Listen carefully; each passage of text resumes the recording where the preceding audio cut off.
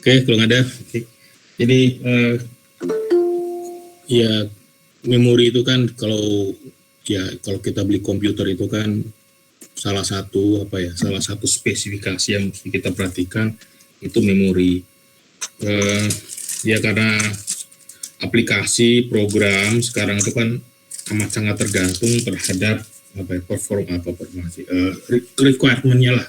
Seperti misalnya kemarin komputer saya ini waktu awal-awal beli ini komputer lama itu tahun berapa ya, tahun 2005 itu zaman i3 saja masih canggih lah. Kalau lihat kecepatannya itu hanya 1,7 GHz. Sekarang yang i3 zaman sekarang itu saja sudah 2 giga gitu ya. Kemudian standar memori dulu sih 2 gigaan. Nah 2 giga itu sekarang 2 giga itu nggak bisa. Dulu saya pakai Windows 7, 8 saya sudah bolot. Nah, upgrade ke 4 giga. Nah, baru bisa. Jadi sampai ke Windows 10 pun bisa jalan dengan normal. Jadi memori itu salah satu memori ya, itu salah satu requirement yang harus kita perhatikan terkait dengan performansi daripada komputer. Nah, teoritis sudah selalu kita diskusikan bahwa tugas daripada operating system itu adalah salah satunya adalah mengelola memori. Memori ini kan ya kalau kita cerita dulu lah, prinsip kerja daripada komputer seperti ini. Jadi kalau ada program aplikasi yang dijalankan oleh user ketika akan dijadikan proses yang dikelola oleh operating system, maka isi daripada file program aplikasi itu di-copy ke dalam memori. Isi daripada file berkas program aplikasi. Nah, namanya orang buat program, ya kita tahulah orang buat program itu kalau ini contoh sederhana lah, ini selalu saya harus tampilkan. Program ini namanya komputer mesin untuk mengolah data. Artinya bahwa ketika orang buat program pasti punya komponen hanya ada dua komponen utama, yaitu data dan instruksi. Nah ini contoh program untuk menghitung keliling dari sebuah bidang 4 persegi panjang. Ya ada 3 buah variabel kalau kita bicara di program: keliling, panjang, dan lebar. Di level 3 tinggi seperti ini. Bahasa pemrograman itu kan ada bahasa tingkat tinggi, ada bahasa tingkat rendah. Komputer ngertinya bahasa mesin. Program ini komputer nggak ngerti. Program ini program yang mengerti oleh manusia. Komputer bisa mengerti dengan bahasa mesin. Ya, bahasa mesin itu seperti apa ya? Dulu pernah saya tunjukkan. Nah, semacam ini. Ada file. Ini contoh saja. Ini ada aplikasi di bawah DOS. Kalau kita mau melihat isi daripada sebuah program aplikasi, toolsnya, aplikasinya, programnya, itulah salah satunya adalah ini, debug gitu ya. Ya bahasa tingkat rendah itu bahasa pemrograman juga gitu ya. Bahasa tingkat tinggi bahasa pemrograman juga. Bisa nggak orang buat bahasa langsung ke bahasa mesin, tidak usah pakai bahasa tingkat tinggi? Ya bisa-bisa saja, asal ada tools untuk membuat program dalam bahasa mesin. Nah kebetulan untuk kelompoknya Microsoft ada toolsnya, dan saya tahu itu gitu. Ini toolsnya gitu ya. Nah bahasa tingkat rendah tuh isinya aplikasi itu isinya adalah program bahasa tingkat rendah, isinya kode-kode mesin. Jadi misal ini ada 3 kolom ya. Kolom pertama itu ada 06CA.2 0000, itu alamat memori. Nanti kita diskusikan ini. Kemudian isi daripada file instruksi pertamanya adalah itu tertulis 0E. Ini ditampilkan di layar ini, di antara muka ini bentuknya adalah heksadesimal. Fisiknya di dalam file isinya kode biner. Kalau situ tertulis 0E berarti sebenarnya isinya adalah 00000110 gitu ya. Jadi 0 itu merepresentasikan off gitu ya. Berikutnya ada instruksi 1F. Ya 1F itu kalau ini heksadesimal di level interface antara muka antara user dengan si aplikasi ini. Dalam file pun tersimpan dalam kode biner R, ya 1F itu artinya bahwa kodenya adalah 00011111 gitu ya, dan seterusnya. Nah, ini isi daripada file ini kalkulator Excel. Jadi kalau di Windows ada program kalkulator, itu kalau kita buka isinya seperti ini. Nah, ini ya 0E, 1F, BA0E00, ini adalah kode mesinnya. Ini bahasa tingkat rendah. Nah, bisa nggak orang buat program dengan bahasa tingkat rendah? Ya bisa. Cuman kalau harus menghafal dengan cara kode-kode seperti ini, ya sulit sekali. Nah, sehingga untuk mempermudah ini kode apa, ini maksudnya kode apa, itu digunakanlah kalau bahasa kita assembly, bahasa rakitan. 0E itu artinya adalah push CS, 1F itu maksudnya adalah pop DS, CSDS, DX itu AH itu adalah register. Gitu ya. Nah, ini dikatakan bahasa assembler. Nah, ini bahasa tingkat rendah. Nah, ini sulit, bukan tidak bisa, ya bisa saja, tapi sulit untuk kita membuat program seperti itu, karena bahasa tingkat rendah itu akan amat sangat tergantung terhadap mesin. Maksud saya, kalau kita buat program seperti ini, kemudian kita mau jalankan, katakanlah kita punya komputer dengan operating system Windows misalnya, ya maka ini harus diterjemahkan dulu ke dalam kode-kode mesin yang dikenal oleh komputer Windows, basisnya Windows. Program hasilnya ya ada sebuah file, kalau kita buka pakai Windows Explorer ada tulisan application di situ. Jadi misalnya ini dikompilasi jadi sebuah file namanya A. Kita lihat di Windows Explorer atributnya, karakteristik keterangannya adalah bahwa dia adalah file aplikasi. Nah, file aplikasi ini tidak bisa kita copy filenya, ya kita copy kemudian kita taruh di komputer yang basisnya Mac misalnya, Apple Macintosh misalnya, nggak bisa. Bisa di copy tapi nggak bisa di run, nggak bisa dijalankan. Silakan dicoba itu. Kenapa? Ya karena kodenya beda. Nah, terus bagaimana Pak supaya program ini bisa jalan di Macintosh? Ya program ini dikompil ulang tapi di bawah Macintosh. Nah, baru nanti program ini bisa jalan. Jadi proses bahasa tingkat tinggi itu sangat independen, tidak tergantung terhadap bahasa mesin, struktur bahasa mesinnya. Namun kalau bahasa mesinnya justru sangat dependen terhadap mesin. Nah, mekanisme ketika sebuah program itu akan dijalankan oleh user, maka mekanisme umumnya adalah isi daripada file tadi, aplikasi tadi itu copy ke dalam memori. Nah, tugas daripada operating system itu adalah mengelola memori ini, gitu ya, supaya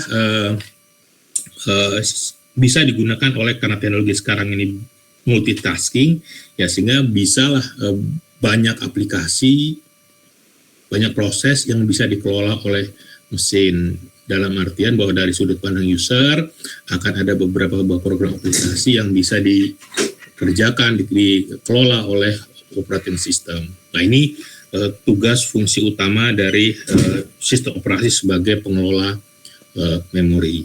Oke, sampai sini mau tanyakan dulu enggak? Nah, bagaimana bentuk pengelolaannya?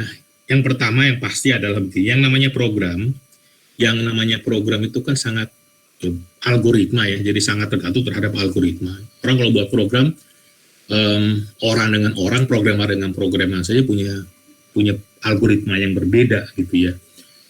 Representasinya adalah dalam urut-urutan instruksi.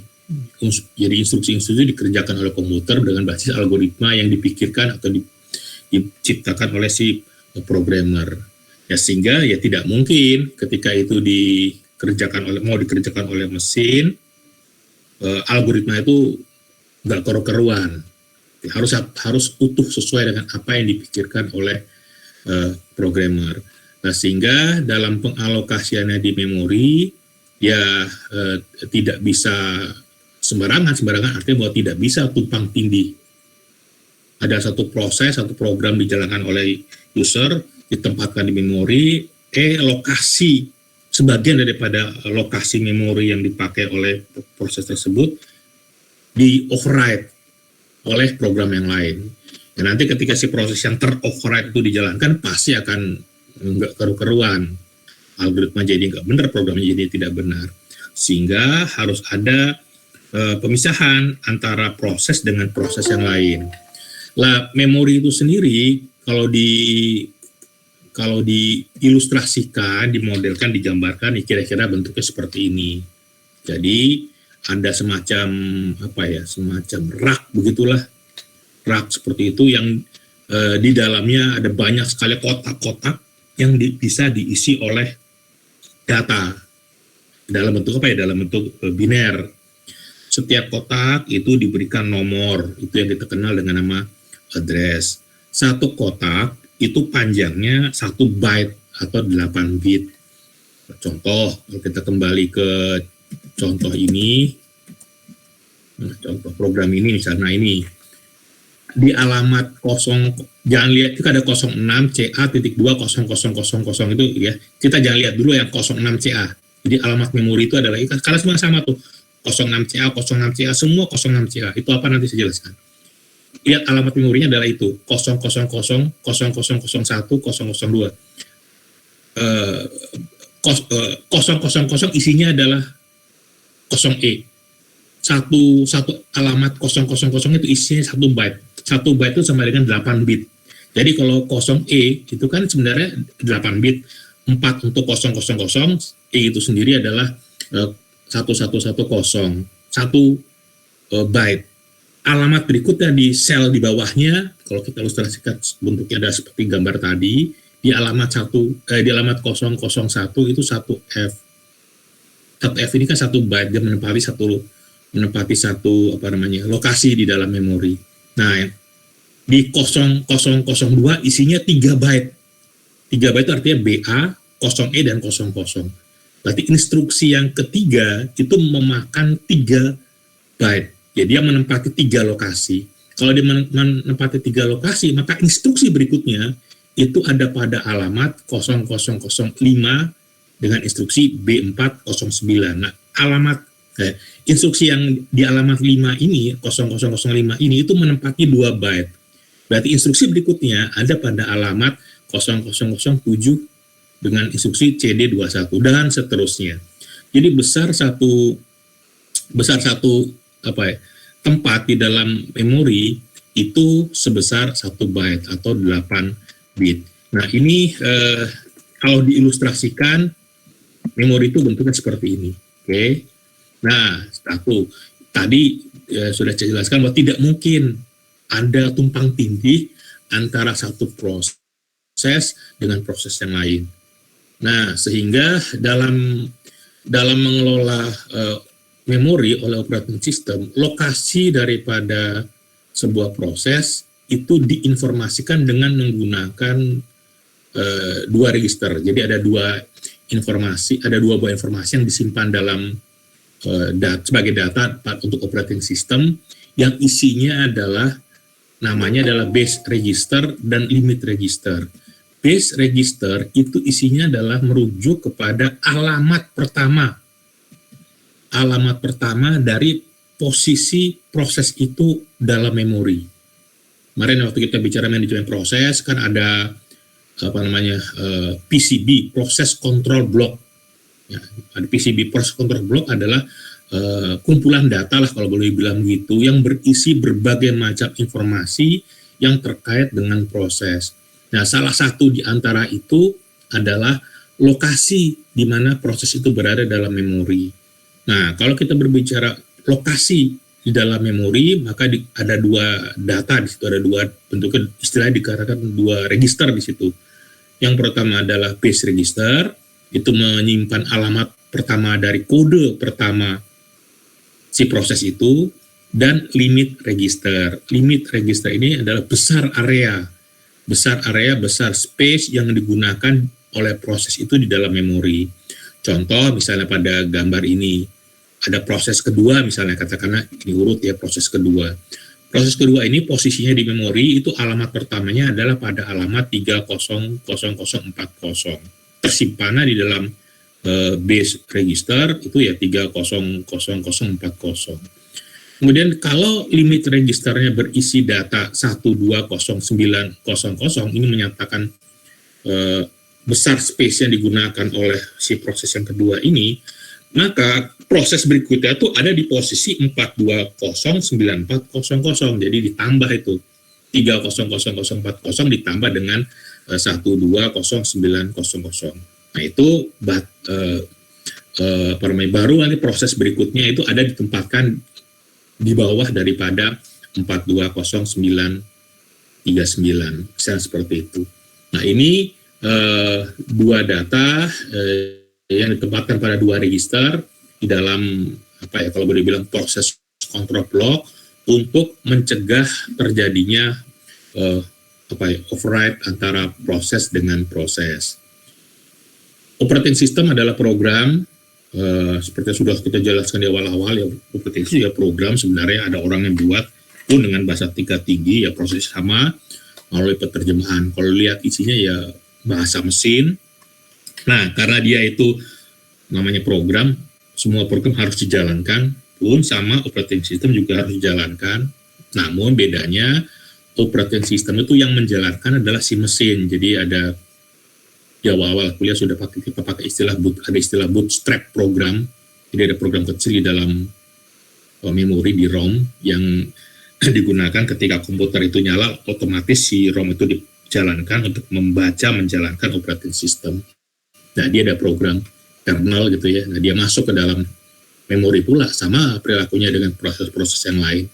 Dan tentunya bentuk logiknya karena dia adalah program atau proses pertama yang ada dalam memori, maka dia biasanya diilustrasikan, ditempatkan pada posisi yang paling rendah di dalam struktur memori. Nah, sisanya di memori itu yang nanti akan digunakan oleh proses-proses atau program-program yang di-run oleh user. Nah, ini bentuk logik, sekali lagi ini bentuk logik model yang kita gambarkan untuk memahami seperti apa bentuk daripada main memory. Oke, sampai sini yang bertanyakan.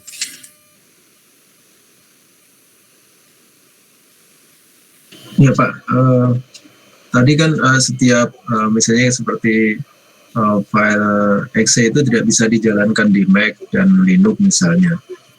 Tapi itu kan apakah memang di bahasa mesinnya sendiri itu antara OS itu juga berbeda ya Pak dalam eksekusi instruksi itu Pak gitu. Apakah hanya di level tingginya aja berbeda, tapi di level rendahnya itu antara OS itu sama gitu Pak?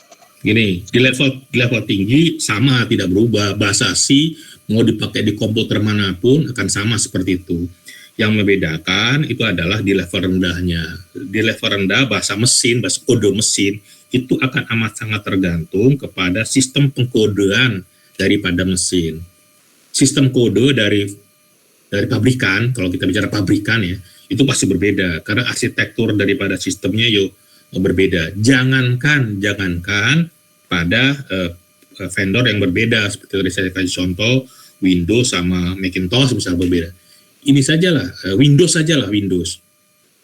Windows itu kan sekarang yang versi 8.10 ke atas itu kan running di 64 bit. Versi 7 saja masih bisa beri option apa mau pakai yang 16 bit atau 32 bit gitu kan. Nah, itu sistem kodenya beda. Semua silakan aja ada coba install software yang memang 64 bit di komputer Windows, di Windows yang versinya 32 bit. Itu pasti nggak jalan. Tapi kalau yang 32 bit bisa jalan di 64 bit. Saya di komputer saya ini Microsoft Word itu ada dua versi, ada yang 32 bit sama yang 64 bit.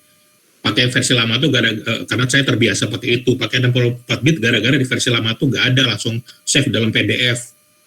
Di versi baru ada save dalam PDF gitu, jadi saya kerja dengan 2 bit. Tapi yang 64 bit nggak bisa jalan di 32 bit. Kenapa? Karena ya kodenya 64 bit, sementara sistem arsitektur daripada komputer 32 bit, ya kodenya udah nggak nyambung. Tapi yang 32 bit itu bisa, sekarang masih bisa run di 64 bit. Jadi sekali lagi itu amat sangat tergantung pada arsitektur. Jadi jadi bahasa mesin itu akan amat sangat dependen terhadap mesin. Tapi bahasa tingkat tinggi tidak dependen terhadap mesin. Jadi tergantung sejauh kita punya compilernya, penerjemahnya, ya pasti bisa jalan. Gitu Mas. Oh ya Pak, ternyata tadi pikiran saya kebalik, mestinya yang tingginya itu bisa sama, tapi yang rendahnya itu masing-masing OS. Iya. Gitu. Oh iya. Terima kasih Pak. Baik. Oke, lagi mau tanyakan. Oke ya. Memori. Nah begini.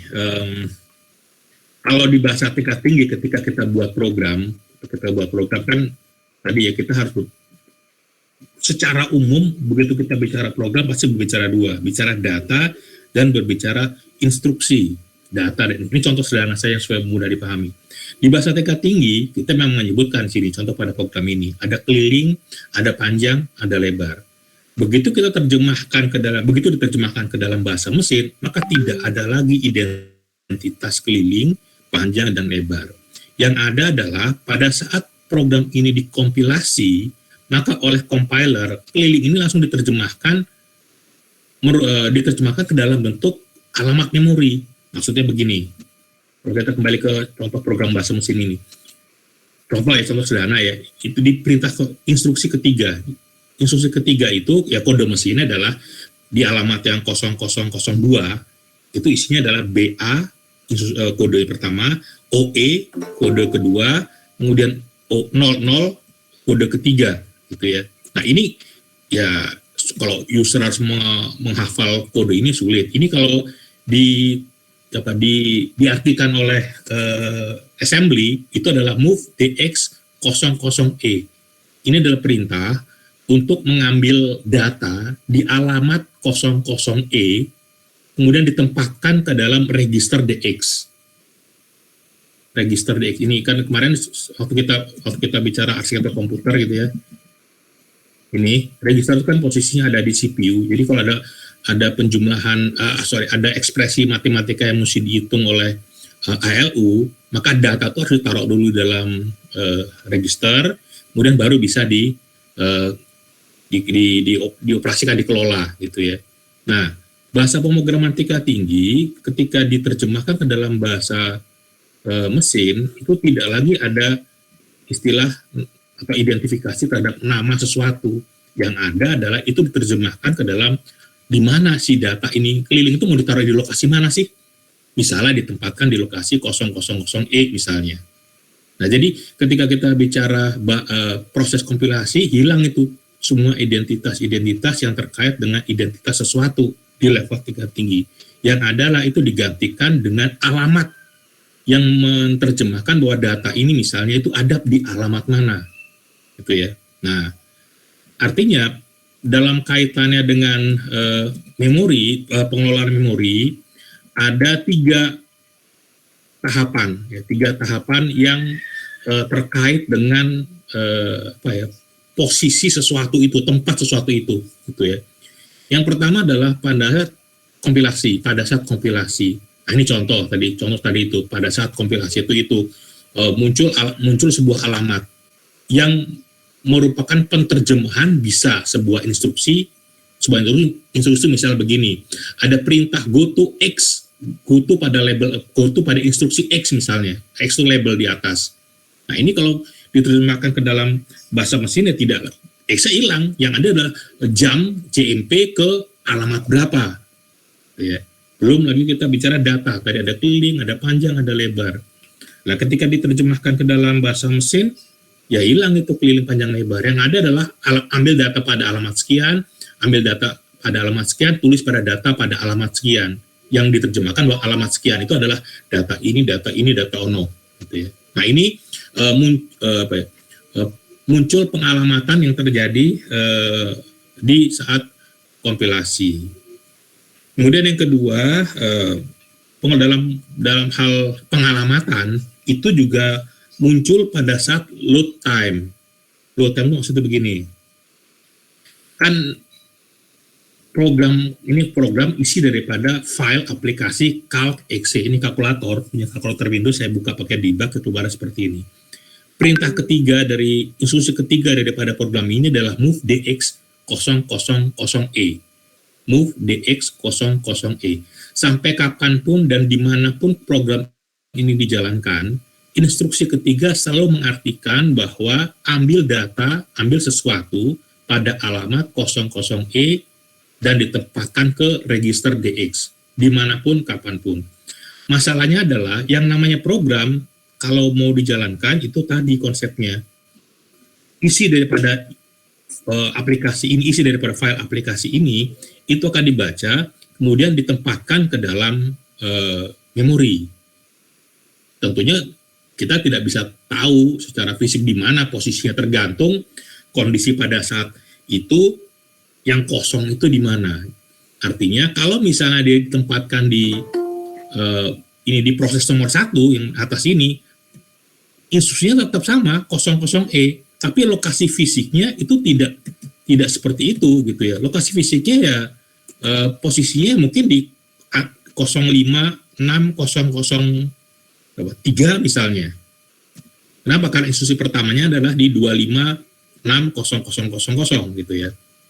Nah, kalau ditempatkan di 030040 misalnya, maka yang dimaksud dengan instruksi itu berbeda lagi. Jadi ada ada muncul pengalamatan yang bisa berbeda-beda secara fisik tergantung posisi di mana proses itu berada, gitu ya. Nah, ini yang dimaksud dengan bahwa berbicara instruksi, bicara memori data, instruksi dan data di memori itu juga tergantung kepada load time. Ya, jadi ini lebih kepada lokasinya di memori. Nah, kemudian yang ketiga, pada saat eksekusi dari proses. Kalau compile time itu berbicara memunculkan sebuah alamat, load time itu berbicara menempatkan sebuah alamat, kemudian execution time itu berbicara mendapatkan alamat. Alamat dalam pengeksekusiannya. Maksud saya begini. Saya lompat ke sini. Inilah contoh ya. Kalau CPU masuk ada rujukan terhadap sesuatu yang ada pada alamat 346. 346 ini itu dikatakan sebagai logical address. Logical address adalah alamat logik yang ada pada program. Itu didapat dari proses kompilasi alamat 346. Fisiknya yang alamat 346 itu tergantung di mana proses itu dialokasikan. Kalau dia dialokasikan dengan base registernya adalah 14000, maka akan muncul sebuah alamat baru yaitu 14346. Ini alamat yang muncul setelah menghitung di mana posisi 346 ini berada. Caranya adalah dengan menambahkan dari base registernya 14000 sehingga mendapatkan 14346. Ini yang dikatakan dengan physical address. Jadi kalau kita berbicara dalam pengelolaan memori terkait dengan alamat memori, itu ada tiga aspek. Yang pertama adalah pada saat kompilasi, ini contohnya 346, ini dikatakan sebagai logical address. Kemudian posisi lokasinya si proses itu di dalam memori, tadi memunculkan data untuk base register dan limit registernya, ini 14000. Nah, kemudian baru berikutnya adalah alamat fisiknya, sesuatu yang dirujuk itu dengan cara tadi menambahkan seperti ini, dapat 14346. Ini yang dikatakan dengan physical address. Nah, ini dalam pengelolaan memori, dalam manajemen memori, bagian yang melakukan hal seperti ini itu ya istilahnya adalah MMU, Memory Management Unit. Gitu ya. Nah, ini istilah yang terkait dengan logical address dan physical address. Oke, saya ada yang mau tanyakan?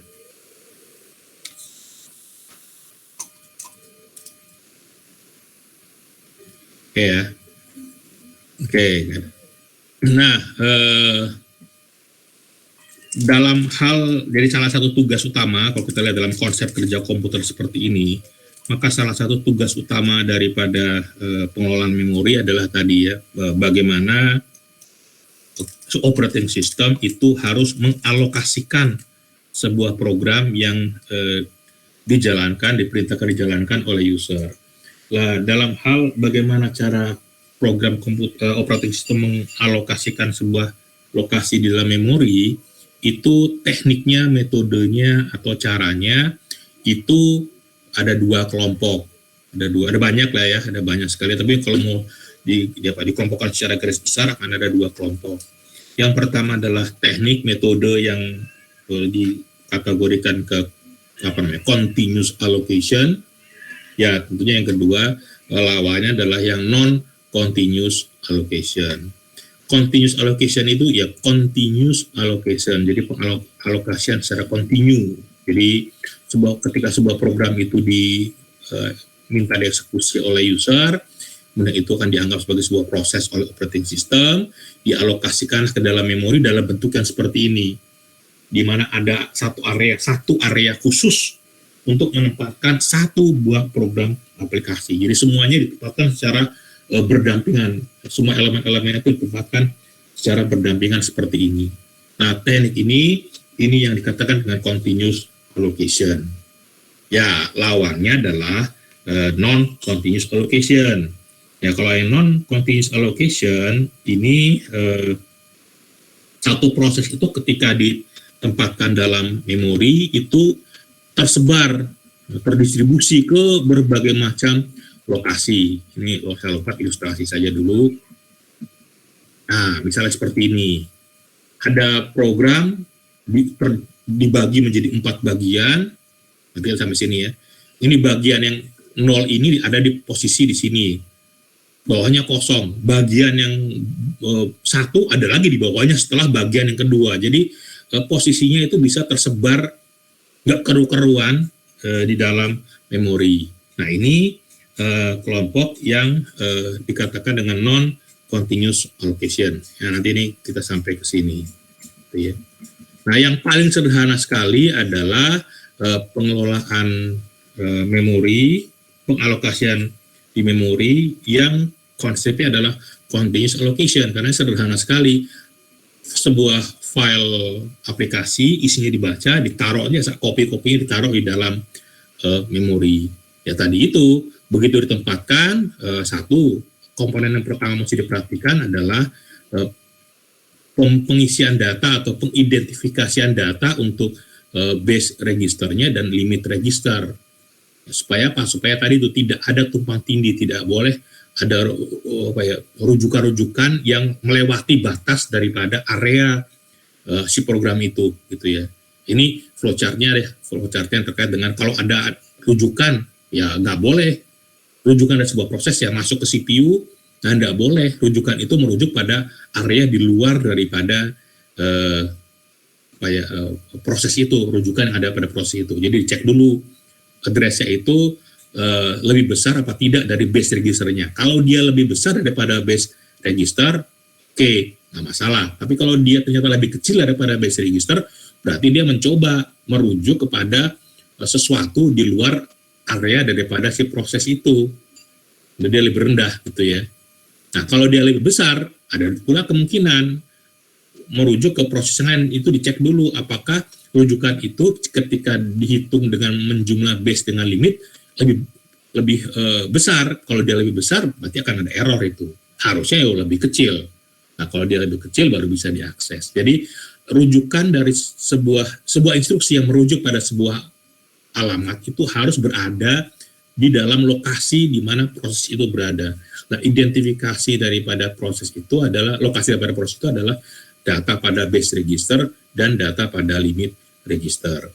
Nah, ini mekanisme dalam merujuk mengakses sesuatu di memori oleh CPU. Nah, dalam teknik continuous allocation ini itu ada beberapa ini lupa. Jadi ini contoh continuous allocation ya. Jadi ya dalam teori model memori itu biasanya untuk operating system itu ditempatkan di paling rendah lah, di memori paling rendah. Jadi kalau digambarkan seperti itu. Nah, ini model continuous allocation. Jadi ketika misalnya setelah operating system masuk, setelah komputer siap jalan, ada proses katakanlah, ada program katakanlah program 5, itu diminta untuk dieksekusi. Masuklah ke memori, jadi proses 5. Belum selesai, user menjalankan lagi, memerintahkan lagi ada aplikasi, ada program 8 misalnya. Nah, kemudian copy isinya ke dalam memori. Ya, jadi muncul proses 8. Berikutnya juga proses kedua. Strukturnya seperti itu. Nah, kalau kita kaitkan dengan teori-teori yang lalu, kan begitu ya. Kalau sebuah proses sudah selesai, maka semua sumber daya itu harus dilepaskan supaya bisa dimanfaatkan oleh proses-proses baru atau program-program yang dijalankan kemudian oleh si user. Misalnya proses 8 selesai. Nah, kalau proses 8 selesai, maka lokasi tempat proses 8 itu harus didealokasikan. Jadi artinya bahwa dia bisa digunakan oleh proses yang lain, proses baru yang lain. Misalnya, setelah proses 8 selesai, user menjalankan program 9 misalnya. Ya, karena lokasi bekas 8 sudah kosong, nah 9 akan ditempatkan di situ. Area tempat bekas sebuah aplikasi, sebuah proses digunakan itu istilahnya hole di dalam sini. Ya. Nah, Anda perhatikan di sini, ini mekanisme dalam continuous allocation. Nah, akibat daripada ada program masuk, kemudian ada proses baru masuk, kemudian ada selesainya proses gitu ya, itu akan muncul banyak sekali hole, bolong-bolong gitu ya. Nah, dalam continuous allocation seperti ini muncul masalah, ada problem, ada kekurangan tidak baikan lah daripada continuous allocation, di mana muncul hole-hole itu yang bisa berdampak kepada ini, istilahnya fragmentasi. Oke, sebelum saya jelaskan fragmentasi sampai sini, ada yang mau ditanyakan dulu enggak?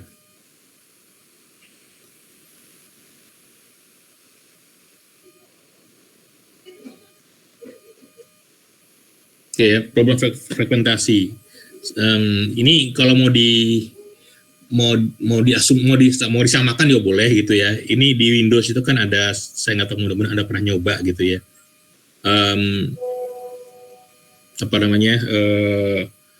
Defragmenter. Fragmentasi itu gini, fragmentasi itu ada dua problem. Yang pertama adalah problem external fragmentation. External fragmentation ini kondisi, Anda bayangkan begini, ada memori, katakanlah suatu saat dia penuh, proses 5, proses 8, dan proses 2. Ini kebetulan di ilustrasi sini, proses 8 yang selesai. Bisa terjadi, bukan 8 yang selesai, bisa terjadi proses 5 selesai, bisa terjadi berikutnya proses 2. Bayangkan, proses 5 selesai, proses 8 masih jalan, proses 2 sudah selesai. Ada dua hole yang muncul di situ, karena selesai proses 5, dan karena selesai proses 2. Kalau misalnya proses 5 itu dalam menggunakan memori itu dia menggunakan katakanlah saja 2 kilo, misal 2 kilobyte, kemudian proses 2 pun katakanlah sama menggunakan 2 kilobyte, berarti sebenarnya secara fisik di memori itu tersisa 4 kilobyte yang bebas ya, yang bebas karena hole itu tadi ya, karena selesainya 5 dan selesainya 2. Nah, sebenarnya 4 kilobyte. Suatu saat user mau menjalankan sebuah program yang besarnya katakanlah 3 kilobyte. 3 kilobyte. Nah, ketika ini dijalankan, maka operating system akan mengatakan dia tidak ada tempat untuk, atau memori penuh, tidak ada tempat untuk menempatkan program tersebut. Kenapa? Karena memang tidak ada. Yang ada adalah sisa bekas 5 itu 2 kilo, dan sisa bekas 2 itu 2 kilo. Tidak bisa ditempatkan di tempat yang bekasnya 5, pun tidak bisa ditempatkan di tempat bekasnya 2. Ya. Nah, problem tidak bisanya masuk sebuah program karena kondisi yang seperti ini, itu yang dikatakan dengan external fragmentation. harusnya bisa gitu ya. Karena totalnya itu ada 4. Tapi karena tekniknya adalah continuous allocation, ya berdampaknya seperti ini. Nah, ini problem yang dikatakan dengan external fragmentation. Kenapa kok begitu? Ya karena muncul hole. Problem muncul hole ini itu dikatakan dengan internal fragmentation. Nah, ini kelemahan ya ketidakbaikan dari continuous allocation. Terus solusinya bagaimana? Sebenarnya secara teoritis solusinya adalah dengan melakukan compaction. Compaction itu saya beri contoh, bukan contoh, ilustrasi saja, serupa tapi tak sama, itu tadi defragmenter. Silakan coba, Windows itu punya tools, punya aplikasi defragmenter. Defragmenter ini kalau Anda perhatikan ya, jadi data itu kalau disimpan di hard disk gitu ya, di Windows ya, itu tidak continuous, dia sama seperti tadi saya jelaskan. Data itu ada file A misalnya gitu ya. Secara fisik di dalam disk itu data itu diposisikan tersebar. Nah, akibat dari ketersebaran ini, performansi daripada aksesnya itu lambat, karena kalau membaca satu file itu dia kan, Anda bayangkan disk itu kan berputar, piringan silikonnya itu berputar ya, putaran satu arah, nggak bolak-balik ya. Jadi kalau ada data yang katakanlah kalau diputar itu baca data B dulu baru A, padahal sebenarnya struktur filenya baca A dulu baru baca B. Nah, untuk membaca A baru B itu harus muter satu putaran itu butuh waktu itu, karena perputaran itu secara fisik B dulu baru A, padahal struktur filenya itu harusnya A dulu baru B, sehingga butuh satu putaran, setelah baca A baru bisa baca data B. Nah, ini lama, butuh waktu untuk itu, sehingga ada cara untuk mengumpulkan jadi satu, jadi maunya sekali putaran semua tuh dapat gitu ya. Nah, itu aplikasinya tuh defragmenter. Silakan coba Anda lihat itu ya. Itu terilustrasi, tergambar di situ ada penyatuan yang terpisah-pisah menjadi satu. Nah, sehingga nanti di bagian ujung sebelah, kalau diilustrasikan ya, di sebelah ujung kanan itu kosong. Jadi semua file itu dikumpulin di sisi sebelah kiri semua. Supaya apa ya? Supaya tadi itu gitu ya, dari sisi performansi cepat pun tidak ada external fragmentation. Nah, ini kelemahan, ketidakbaikan dari teknik metode pengalokasian dengan pendekatan continuous allocation. Oke, ada yang bertanyakan habis ini?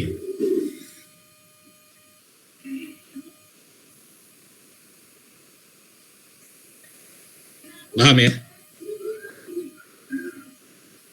Pak, fragmentation itu bisa diartikan kayak menyusun ulang memori gitu ya Pak ya? Gimana tadi Pak? Fragmentation ini? Oh, bukan. Fragmentasi itu masalahnya. Masalahnya. Muncul hole itu, muncul blong-blong itu masalah.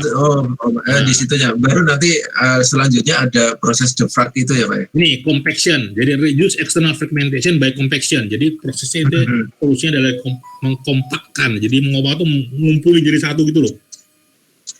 Mengelompokkan kembali supaya memorinya bisa lebih efektif gitu ya Pak ya? Lebih efisien ya. Jadi tidak tersebar gitu. Jadi yang bolong-bolong itu dikumpulin jadi satu di ujung, misalnya di bawah, misalnya kalau diilustrasikan di gambar kita ini, sehingga berapapun besarnya, sejauh besar proses itu yang dimasukkan baru ya, itu lebih kecil daripada total yang bolong bisa masuk gitu loh. Nah, itu istilahnya adalah compaction. Ilustrasinya monggo itu di Windows tuh ada tuh defragmenter, coba aja nanti selesai kuliah lah. Nah, kayak apa sih defragmenter? Nah, lihatlah di situ. Itu dia mengilustrasikan file ini posisi tersebar, nanti oleh Windows dikumpulin jadi satu. Jadi ujung-ujung jadinya adalah file itu jadi satu kesatuan dan posisinya ada di posisi yang paling rendah. Ujungnya itu posisi yang space harddisknya kosong. Gitu. Nah, itu compaction untuk mengurangi problem external fragmentation dan internal fragmentation. Oke, ada menanyakan lagi? Nah, ada 3 metode teknik continuous allocation ya seperti itu ya metodologinya gitu ya. Nah sekarang bagaimana dalam hal pengalokasiannya? Nah, dalam hal pengalokasian proses baru atau program yang dijalankan oleh user itu ada 3. Ada first fit, ada best fit, dan ada worst fit gitu ya. Ya ini kita asumsikan tadi itu teknik continuous allocation akan menimbulkan problem external fragmentation dan internal fragmentation. First fit itu adalah model pengalokasian di dalam memori dengan cara continuous allocation. Kan maksudnya begini, ini kan katakan tadi ya, ini katakan ada 3 buah proses yang masuk dalam pengelolaan operating system. Proses 5, proses 8, dan proses 2. Oke, katakan saja tadi proses 5 itu sudah selesai dan space yang ditinggalkan katakanlah sebesar 2 kilo. Kemudian proses 2 sudah selesai, katakan saja 3 kilo. Jadi 5 itu 2, 2 itu 3. Kemudian ada program yang dijalankan, katakanlah programnya sebesar 2 kilo, sebesar 2 kilo. Nah, first fit itu adalah pengalokasian proses di dalam memori dengan cara menempatkan dia pada hole yang pertama kali ketemu paling cocok. Tadi kalau misalnya proses 5 itu besarnya berapa tadi? Proses 5 besarnya 3 misalnya ya, proses 2 besarnya 2, terus ada program sebesar 1 kilo misalnya, ditempatkan, maka dilihat, 5 yang pertama hole-nya sebesar 3, bisa nih masuk 5 ya. Sebenarnya 2 pun bisa dimasukin 1, program jalankan 1. 5 bisa, di bekas 5 bisa, di bekas 2 pun bisa. Nah, karena prosesnya itu ketemunya yang pertama adalah lokasinya bekasnya 5, maka first fit akan menempatkan si proses itu pada bekas tempatnya 5. Kenapa? Karena dia yang pertama kali ditemukan yang bisa ditempati oleh proses yang baru itu. Itu yang dimaksud dengan teknik first fit. Memang, kalau proses 5 itu katakanlah sisanya hole-nya 3, proses 2 hole-nya 2, programnya hole-nya 1, program itu yang baru itu, proses baru itu besarnya 1, maka kalau ditempatkan di tempatnya bekasnya 5, ada sisa 2. Karena sisa 5 itu 3, program yang baru itu sisa 1. Nah, ini si 2 ini nggak bagus. Kemudian kalau ditempatkan di tempat bekasnya 2, katakanlah tadi 2 itu pakainya sebesar 2, proses baru sebesar 1, maka akan ada sisa 1. Nah, kalau kita lihat soal efisiensi, maka tentunya yang baik adalah kalau si proses itu ditempatkan di bekas tempatnya 2. Kenapa? Karena ada sisa 1. Kalau ditempatkan di yang bekas 5, ada sisa 2. Nah, dalam hal efisiensi ya mencegah internal fragmentation ya dibuatlah sisanya tuh kecil-kecil saja. Nah, teknik yang memilih lokasi yang memberikan menyebabkan internal fragmentation kecil atau sisa itu kecil, itu yang dikatakan dengan best fit. Jadi ada first fit, ada best fit gitu ya. Nah, lawan daripada first fit adalah worst fit. Kalau first fit itu, lawan daripada best fit adalah worst fit. Kalau best fit itu mencari, mengalokasikan pada hole yang mengakibatkan internal fragmentation itu kecil. Kalau worst fit itu menempatkan dalam hole yang menyebabkan external fragmentation-nya itu besar. Jadi kalau tadi diberi contoh, bekas dari 5 itu katakanlah 3, bekas daripada proses 2 itu katakanlah 2, kemudian ada program program sebesar 1, maka kalau ditempatkan di bekasnya 5 itu sisa 2, kalau ditempatkan di bekasnya sisa 2 itu sisa 1, maka kalau pendekatannya adalah first fit, maka itu akan ditempatkan di tempat bekasnya 5 dengan sisanya adalah 2. Nah, ini 3 cara, 3 teknik yang bisa digunakan untuk mengalokasikan proses baru ke dalam memori.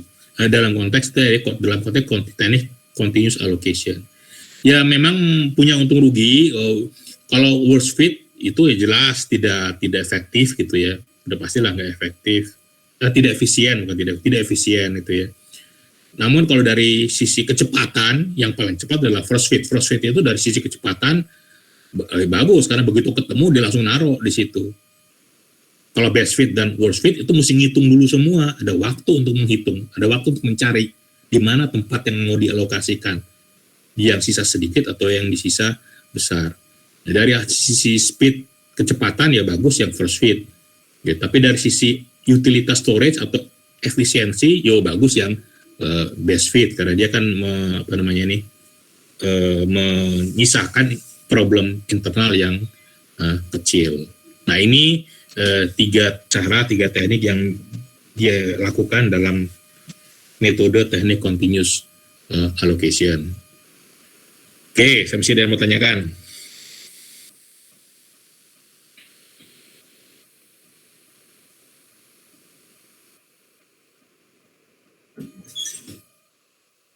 Paham ya?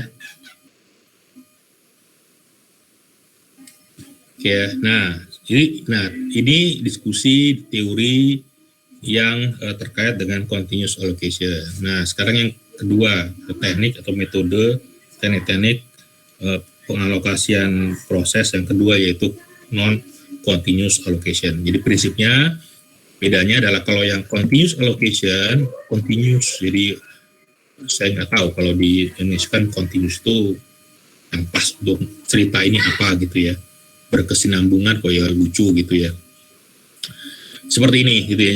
Jadi semua proses itu dialokasikan pada satu lokasi khusus buat proses itu. Sementara yang non continuous itu akan tersebar ke dalam lokasi yang berbeda-beda di dalam memori. Ya contohnya ini. Oke, nah ini ya kalau kita sudah berbicara model non-continuous allocation seperti ini, karena tersebar, ya maka akan ada penyekatan dari program yang dibuat atau hasil daripada kompilasi sebuah program. Jadi contohnya seperti ini, ada proses, ada program. Ini karena mau disebar ke dalam memori, maka si program ini itu dibagi menjadi 4 partisi. Ya, supaya apa? Supaya itu bisa disebar.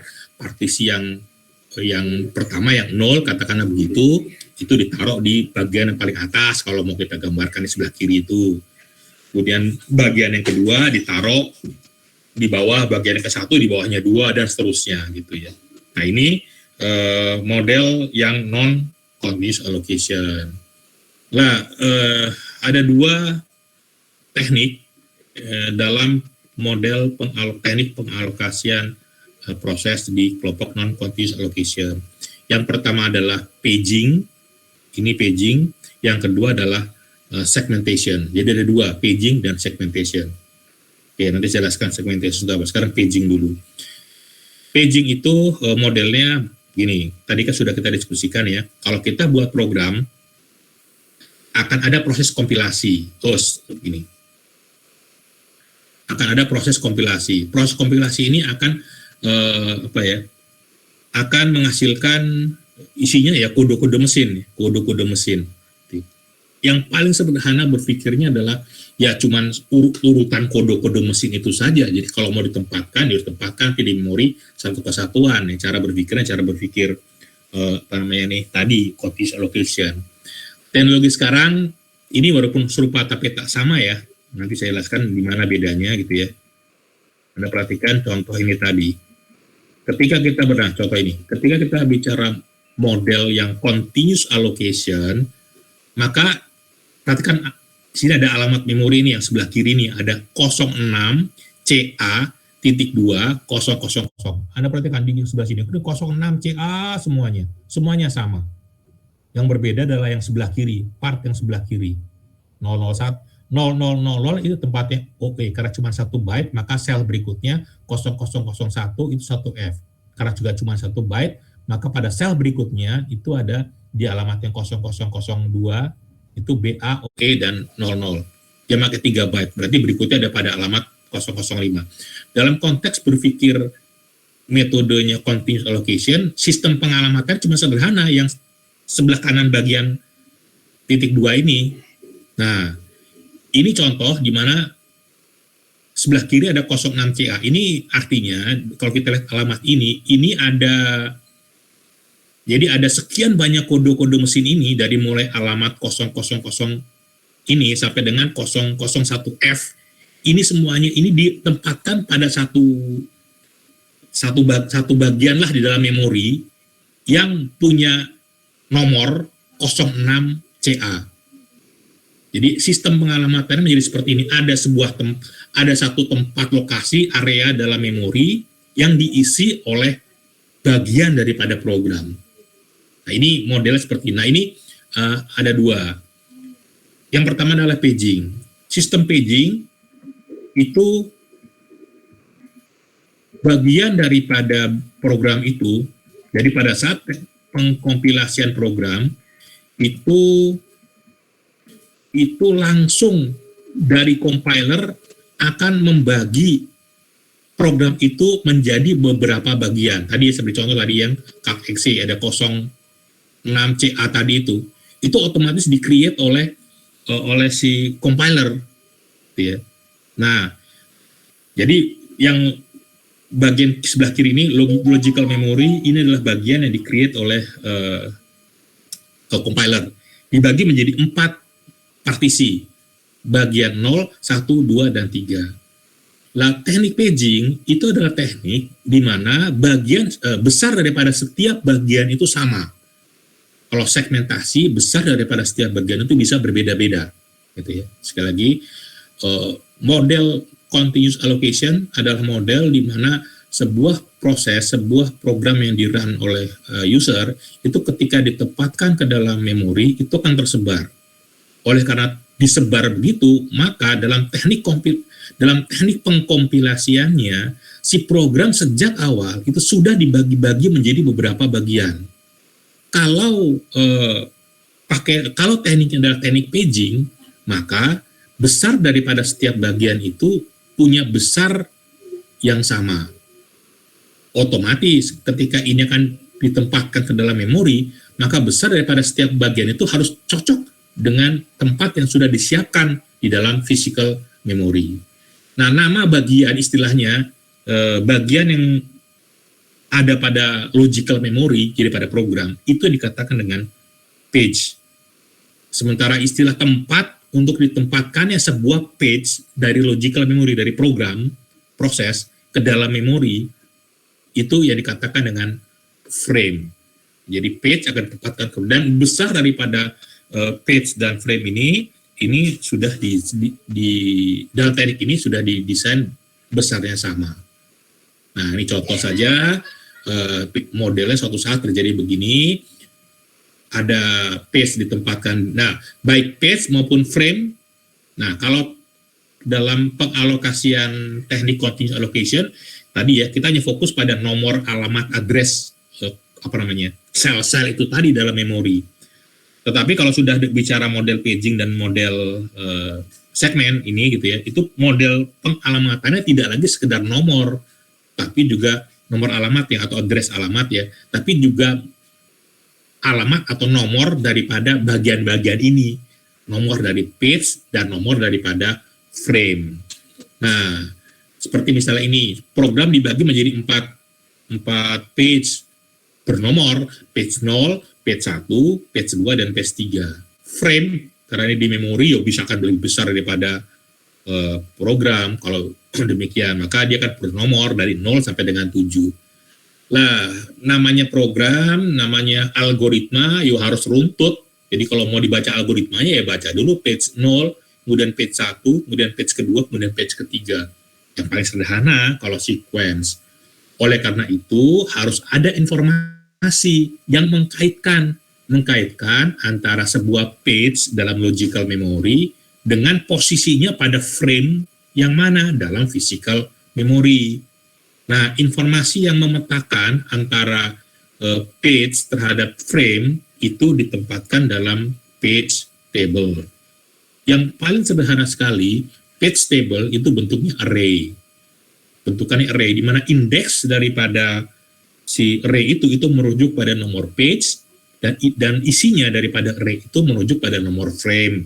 Jadi misalnya di dalam page table ini contoh, ada indeks 0, itu merujuk pada page 0, itu ada pada frame nomor 1. Indeks 1 yang merujuk pada page 1 itu ada pada frame nomor 4. Kemudian indeks 2 merujuk pada page nomor 2, itu posisinya di physical memory itu ada pada frame nomor 3. Dan terakhir, indeks nomor 3 itu merujuk pada page nomor 3, itu merujuk kepada physical memory yang ada pada frame nomor 7. Nah, ini teknik yang namanya paging. Oke, sampai sini yang mau tanyakan? Izin bertanya Pak Krisna. Ya. Tadi dari pemaparan Pak Krisna, berarti page table itu adalah ibaratnya yang Tadi apa? Mau nanya tentang page table itu Pak Krisna. Oke, page table, oke. Ya. Jadi dari pemaparan yang tadi dibahas sama Pak Krisna, berarti page table itu adalah yang ibaratnya yang mengatur ketika lokasi penomoran dari paging ke tempat lokasi frame ya Pak Krisna, kurang lebih begitu ya?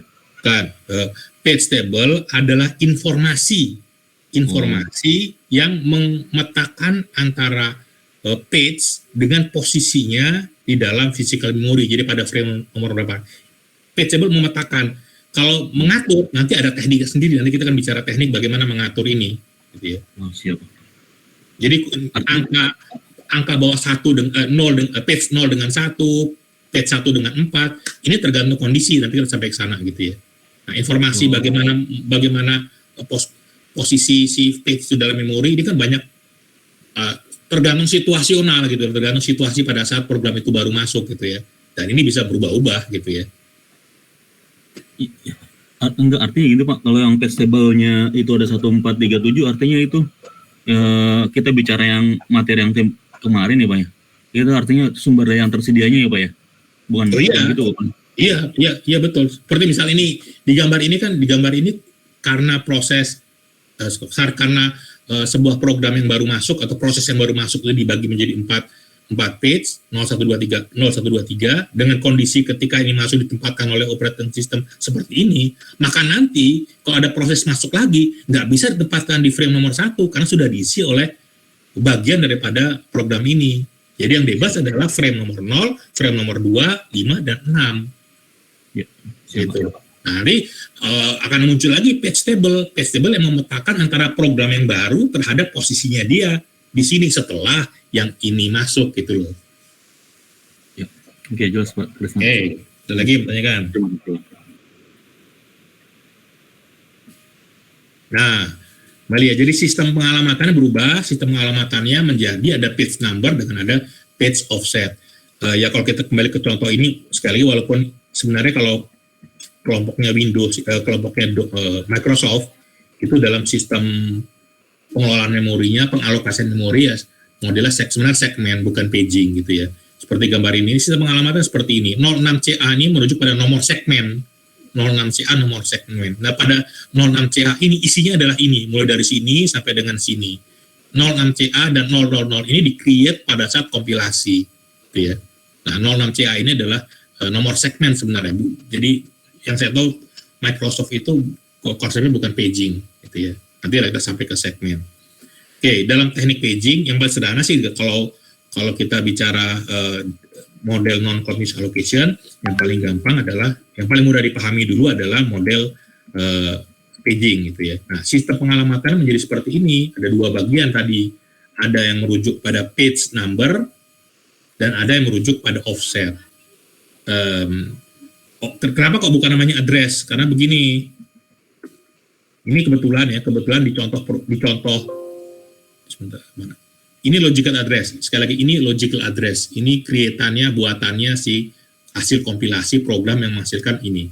06CA ini nomor segmen sebenarnya gitu ya.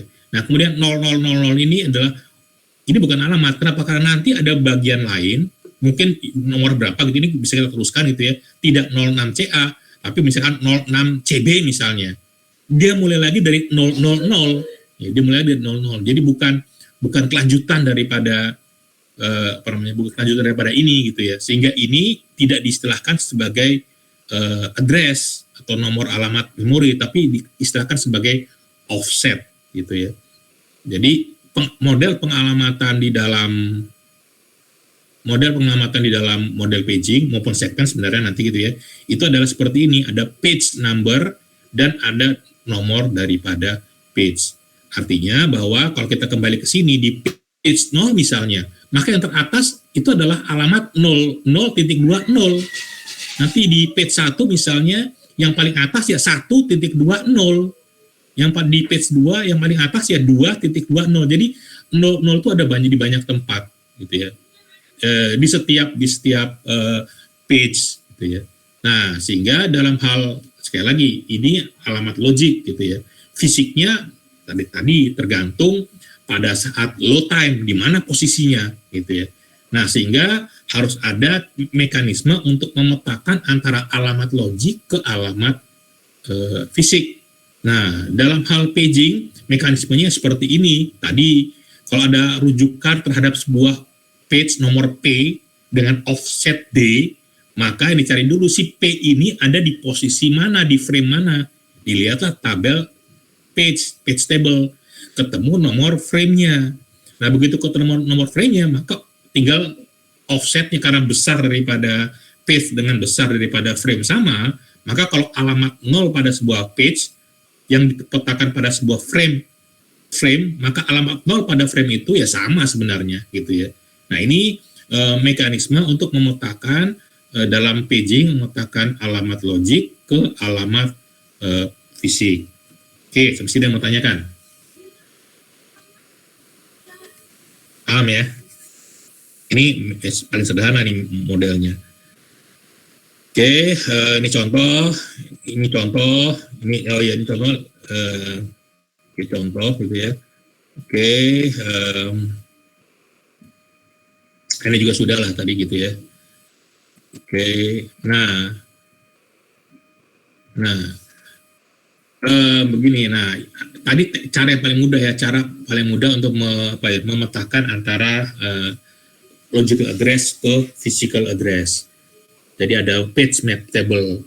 Nah, di teori terkait dengan ini operating system, khususnya ini pengelolaan memori, khususnya adalah paging. Ada teknik baru ada teknik lain yang namanya associative memory. Associative memory itu adalah ada kadangkala secara fisik kita bisa ada model komputer di mana dia menyediakan apa sih, kalau saya nggak tahu, Anda suka main komputer terus ngelihat setup bias nggak? Di setup bias itu kadang-kadang sudah secara desain sistemnya ya, desain hardware-nya ya, itu sudah menyiapkan beberapa alamat dalam memori yang digunakan untuk menempatkan informasi-informasi. Di bias itu ada gitu ya. Nah, teknik associative memory itu adalah teknik di mana kita si komputer memanfaatkan ya bias itu. Jadi ada ROM lah, EEPROM sebenarnya di dalam memori yang secara elektronis itu bisa diisi. Nah, ini lebih cepat sebenarnya metodenya dalam menemukan di mana posisi sebuah page dalam memori. Jadi kalau ada rujukan terhadap sebuah alamat logical address P, maka dicari dulu di dalam ROM di mana si P itu berada. Itu lebih cepat karena elektronis ya, cepat, bukan algoritma ya. Nah, karena bisa saja ketemu, bisa saja tidak ketemu. Kalau programnya kecil ya mungkin ketemu gitu ya. Kalau proses kecil ya mungkin ketemu. Tapi ketika prosesnya besar, mungkin nggak ada di dalam TLB itu gitu ya. Maka yang dilakukan baru lakukan dengan cara pencarian lewat algoritma. Nah, teknik ini yang dikatakan dengan associative memory. Oke. Oke, udah itu aja. Oke, ada yang mau tanyakan? Nah, saya nggak tahu Anda tahu apa enggak gitu ya. Begini, kalau kita kembali ke teori memori gitu ya, Oke, Anda bayangkan begini, ini kan kebetulan contoh ada satu buah program, satu buah proses, yang dalam hasil kompilasinya itu ada 4 partisi, kemudian ditempatkan ke dalam memori, maka jadi seperti ini. Berarti kondisi ini yang terjadi adalah ada 1, 2, 3, 4 lokasi yang masih bolong, 4 lokasi yang masih bisa diisi gitu ya. Nah, artinya bahwa maksimal program ketika sebuah program itu ketika bisa dimasukkan ke dalam memori, kalau program itu, proses itu punya maksimal 4 partisi. Kalau dia punya 4 partisi, maka ya bisa ditempatkan di sini. Tapi kalau program itu punya 5 partisi atau lebih besar daripada 4, maka ya nggak bisa.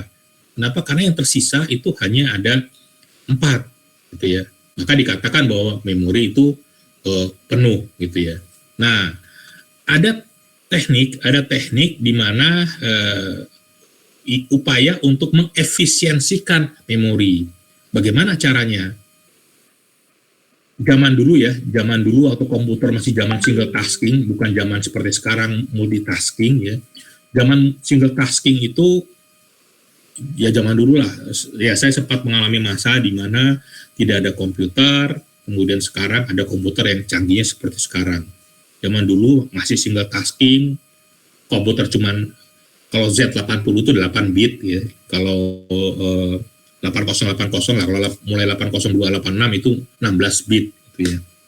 Lah, itu memori itu sebagian besar 640 kilo, hanya 640 kilobyte ya, 640 kilobyte. Itu plus operating system yang sisanya tinggal sedikit gitu ya.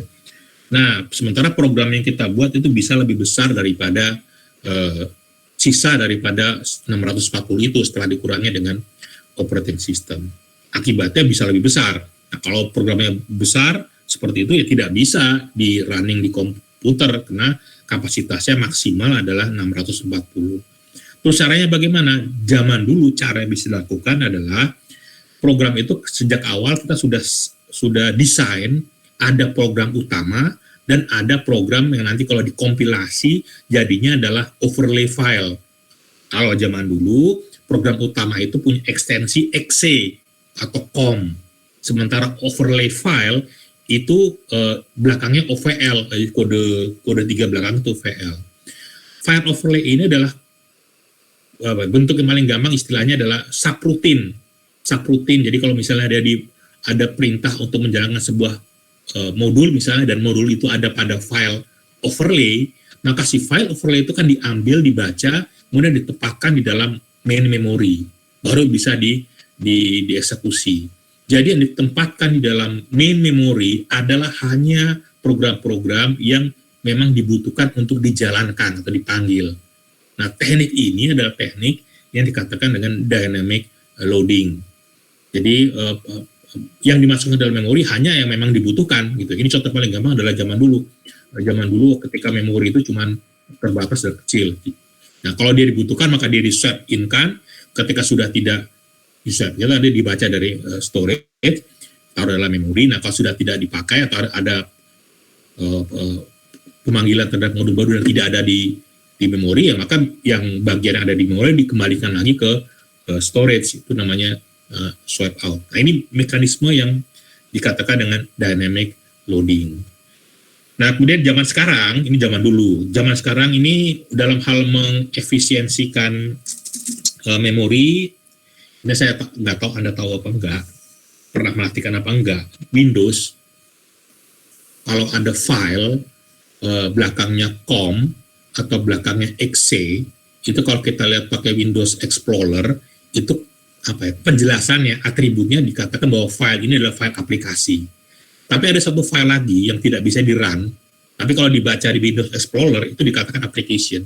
File berkas yang belakangnya itu DLL. Semua file yang belakangnya DLL oleh Windows Explorer dikatakan application. DLL itu singkatan dari Dynamic Linking Library. Dynamic Linking Library. Itu apa maksudnya? Kalau dalam bahasa tingkat tinggi, saya nggak tahu Anda tahu nggak, kalau pernah buat program ya, saya sudah fasih, ada namanya istilah API, Application Program Interface. Jadi kalau kita buat program itu sebenarnya tidak perlu utuh algoritma kita ketik ya, kita script dari awal sampai akhir. Pada bagian-bagian yang memang pada bagian-bagian proses atau pada bagian-bagian prosedur yang sudah disediakan oleh Windows, jadi Windows menyediakan subrutin yang kadang-kala banyak dipakai oleh programmer untuk menyelesaikan sebuah program, maka caranya kita tinggal menyebutkan nama fungsinya atau nama prosedurnya diikuti dengan datanya apa. Itu nanti oleh compiler akan di-create sebuah linking, dynamic linking ya, terhadap sebuah stub yang akan melink ke DLL itu gitu ya. Jadi tinggal manggil saja kemudian dijalankan. Itu yang dikatakan dengan dynamic linking. Nah, karena dia sifatnya adalah judulnya kan dynamic linking library. Karena modul ini memang akan bisa di-share oleh lebih daripada satu proses. Nah, teknik dynamic linking library ini kalau diimplementasikan ke dalam paging, maka bisa terjadi seperti ini. Jadi sebuah proses ada 3 buah proses yang bisa saja dalam pemrogramannya itu memanfaatkan beberapa buah link library gitu ya. Jadi contohnya proses 1 itu ada ED1, ED2, ED3. Kemudian proses 2 ada ED1, ED2, ED3. Kemudian proses 3 pun ada ED1, ED2, ED3. ED1, ED2, ED3 itu kebetulan sama. Ya, tadi itu yang memanfaatkan DLL, Dynamic Link Library, atau memanfaatkan API. Nah, ini kalau implementasikan ke dalam pengalokasian di memori, maka muncul frame yang di-share atau page yang di-share. Sehingga kalau kita lihat page table dari P1 akan muncul yaitu 3461. Pun sama dengan P2 3467. Kemudian P3 pun demikian 3462. Nah, ini metode yang mengefisiensikan memori dengan memanfaatkan linking library. Implementasinya kalau di Windows itu di level programming kita suka pakai istilahnya API. Kalau di level mesin itu berkas-berkas yang ekstensi belakang itu DLL, Dynamic Link Library. Nah, ini yang dimaksud dengan share page. Oke, ada yang mau tanyakan?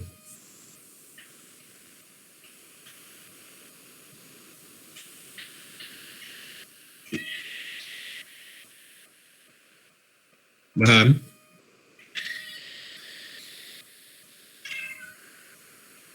Oke ya, nah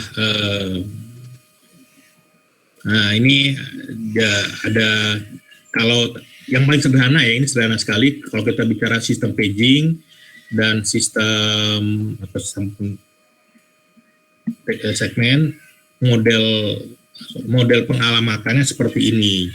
Jadi kita memetakan antara sebuah nomor page terhadap sebuah nomor frame. Jadi model pengalamatannya hanya ada page number dan page offset. Nah, sebenarnya teknik-teknik dalam paging, kalau kita bicara bagaimana itu dikelola, itu ya tidak hanya ini gitu ya. Ada teknik di mana begini, ada teknik yang dikatakan dengan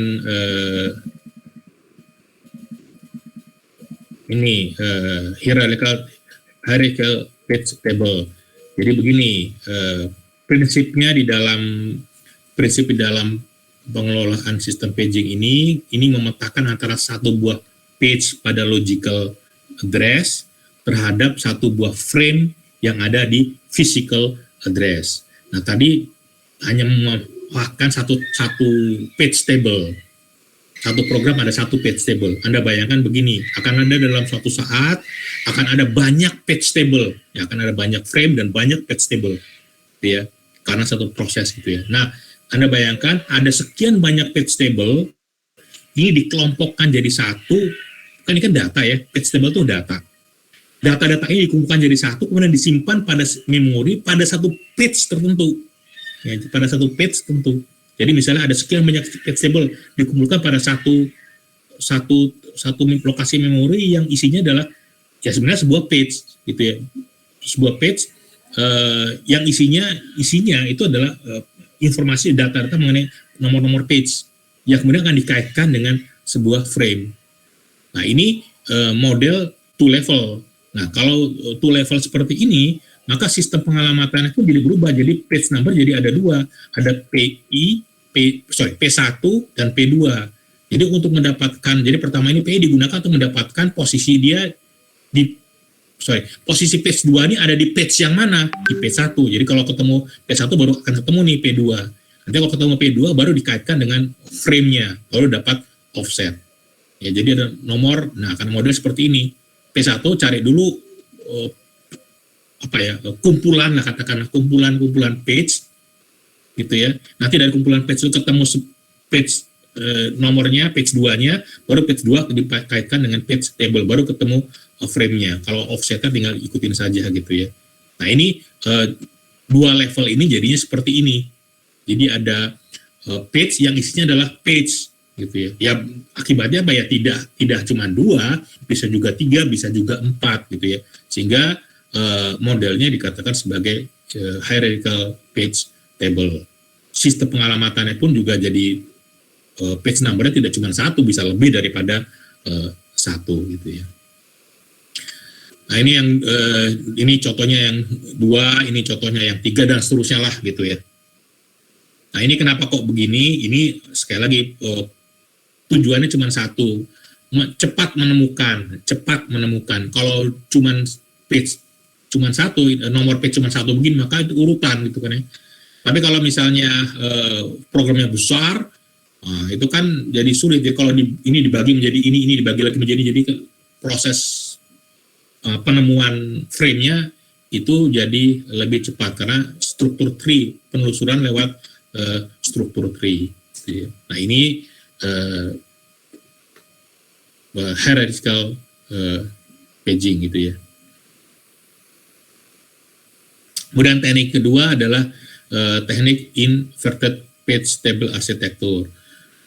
Nah, kalau teknik inverted page architecture, sistem pengalamannya begini.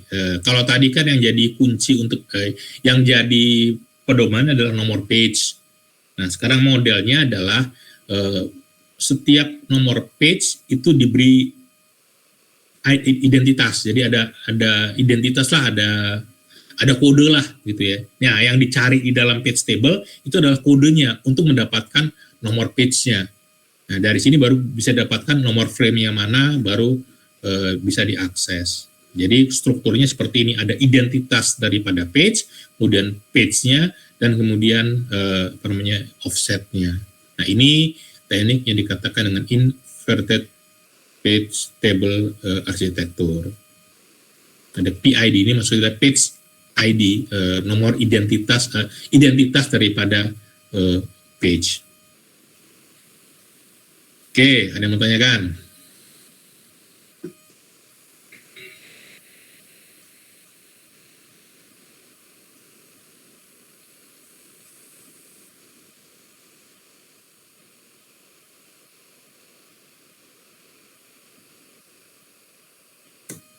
Oke ya, nah itu teknik yang namanya paging.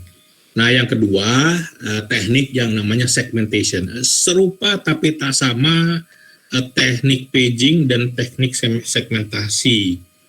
Bedanya apa paging dan segmentasi? Bedanya adalah pada besar daripada partisi. Kalau paging besar daripada partisi, itu namanya page, itu semua sama. Yang berdampak kepada bahwa memori pun, RAM pun, main memory pun itu harus disediakan frame yang besar yang sama dengan besar daripada page. Nah, pada teknik segmentasi, besar daripada setiap partisi itu bisa berbeda-beda.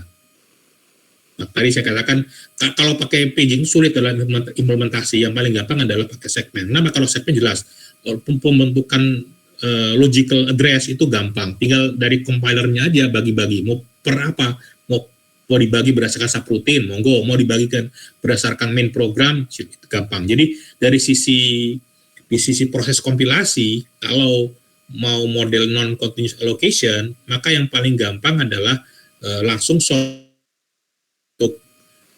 membentuk logical address-nya itu dibagi-bagi berdasarkan bagian-bagian apalah tergantung pada compilernya. Ini contohnya misalnya adalah subroutine berdasarkan stack, berdasarkan simbol table, main program, square root sebagai sebuah fungsi dan lain-lain. Ini jauh lebih mudah sebenarnya. Nah, cuman dampaknya adalah besar daripada setiap partisi itu bisa berbeda-beda. Nah, ini teknik yang namanya segmentasi. Ya tentunya dalam hal, dan ini contoh, dalam hal implementasinya pengalaman pun jadi berbeda. Ini contoh ya bahwa satu program ketika dikompilasi user spaces seperti ini, ya ada partisi 1, 2, 3, dan 4. Ini beda-beda besarnya. Nah, ini artinya bahwa ketika ditempatkan setiap partisi itu harus satu kesatuan di dalam memori, maka 1 akan seperti itu, 4 akan seperti itu, 2 seperti itu, dan 3 seperti itu. Besar pemanfaatan daripada memori ini jadi berbeda-beda gitu ya. Nah, karena berbeda-beda begini, maka dalam hal memetakan jadi segmentable-nya, nah kembali ke teori, kembali ke model tadi, model continuous allocation. Continuous allocation kan dalam hal menginformasikan di mana posisi sebuah proses, itu informasi yang harus diketahui adalah yang pasti alamat pertama daripada proses itu. Kemudian kita harus pakai besar. Kenapa? Karena limit register kita isikan besar. Kenapa? Karena bisa terjadi besar daripada area yang dipakai di memori. Setiap proses beda-beda. Nah, pun sama nih kalau kita kembali ke segmentasi pun demikian. Besar daripada setiap segmen bisa berbeda-beda. Sehingga dalam hal pencarian, dalam hal pemetaan antara alamat logik dan alamat fisik, maka pada segmen table yang dibaca pada table itu adalah alamat pertama dan besar area yang dipakai oleh si segmen itu. Jadi kalau misalnya ada CPU mengakses dengan segmen S dengan offset D, maka dicari dulu S itu secara fisik di memori ada di mana. Maka S dipetakan ke segmen table. Dari segmen table ketahuan itu base registernya, base alamat dasar untuk si S itu, si segmen S itu. Nah, berarti berikutnya tinggal ambil offset D-nya. Sejauh offset D-nya itu tidak melewati batas daripada limit. Sehingga mekanisme yang tadi itu, D ditambah dengan base. Sejauh D tambah base tidak lebih besar daripada limit. Jadi kalau ada akses offset lebih besar daripada limit, udah pasti error itu. Ya, limit kan batas ya. Jadi pada katakanlah segmen nomor 1 limitnya 1 kilo 1000 alamat paling besar berarti 999. Tapi offsetnya katakanlah dia mau mengakses D-nya itu offsetnya bernilai misalnya 1001 misalnya. Nah, ketemu segmen, ketemu besaran limitnya, dites ternyata D-nya itu 1001, ya error sudah. Tapi kalau masih lebih kecil, nah di mana posisinya ya tinggal ditambahkan dengan alamat daripada isi daripada data base register. Nanti ketemu lokasinya di physical memory. Nah, ini mekanisme bagaimana memetakan logical address ke physical address kalau menggunakan metode teknik segmentation. Oke, ada yang bertanyakan? Nah, Windows, semua aplikasi-aplikasi ya tadi saya beri contoh ini gitu ya. Ini, nah kalau Anda baca model pengelolaan pada kelompoknya Microsoft gitu ya, Microsoft yang, nah ini C6CA, ini kalau Anda baca buku-buku pemrograman terutama bahasa assembly gitu ya, 06CA ini pasti dia sebutkan ini nomor dari kode page, kode dari segmen, nomor segmen. Oke. Besarnya ini kalau kita teruskan bisa, ini tinggal ketik L saja nanti kan ada kelanjutannya gitu ya. Nanti besar daripada banyaknya isian pada 06CA dengan yang nanti yang lain itu ya, itu berbeda gitu ya. Nah, ini jadi kenapa? Karena dalam hal kompilasi mudah. Proses kompilasi mudah kan mendeteksi mana itu data, mana itu subprogram, mana itu main program. Itu dalam hal menerjemahkan sebuah program dalam bahasa tingkat tinggi itu mudah. Sehingga kalau memang harus digunakan teknik non-contingent allocation, memisah-misahkan antara bagian-bagian daripada sebuah source code program gitu ya, itu ya lebih mudah ketimbang yang teknik paging. Nah ini teknik yang namanya segmentation. Nah ini contoh gitu ya. Contoh subroutine segmen 0 itu di memori ada pada alamat 1400, area yang dipakai di memori sebesar 1 kilo misalnya, dan seterusnya lah gitu ya. Oke, nah ini konsep teori yang terkait dengan pengelolaan memori. Oke, ada yang bertanyakan?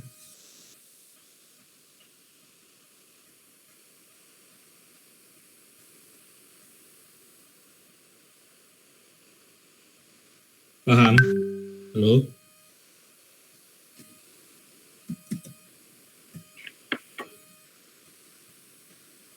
Ya, Pak, mau tanya Pak. Siap, gimana Mas Afrizal? Kalau dari paging tadi sama yang disebutkan tadi kan memori ya, berarti kan program itu men-store ke memori ya Pak, dengan antara paging atau yang tadi dipecah-pecah ya, segmentation. Nah, kalau seperti itu apakah kita bisa menginterrupt ya Pak data di memorinya sebelum di-execute oleh CPU Pak? Nggak ngerti saya maksudnya. Tadi kan kalau namanya program itu kan berarti kan men-store ke memori dulu ya dengan paging atau tadi dengan fragmentation. Nah, belum diproses oleh CPU execute itu, apakah bisa kita modify value di dalamnya Pak? Atau memang nggak bisa sama sekali, kita emang dia udah write protected Pak? Begini, ini begini kan tadi di awal saya katakan ini ya, bentar.